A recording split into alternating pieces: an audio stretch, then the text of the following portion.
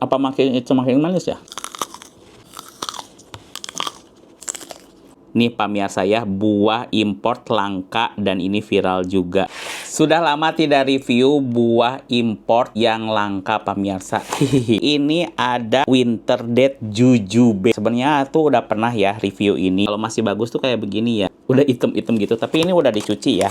Jadi ini harganya 39.000. Ini dapatnya di Diamond. Nah sekarang kalau di Jakarta tuh enak, kemana-mana tuh gampang dapetin buah-buahan import yang langka. Itu langsung dari Shenzhen, langsung dari luar negeri ya. Winter Jujube. Kita cobain yang masih bagus ya. Bismillahirrahmanirrahim.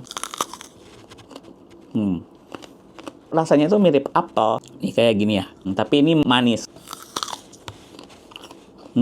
Kalau yang masih muda, masih kriuk. Enak, manis. Kriuknya kedengeran kan?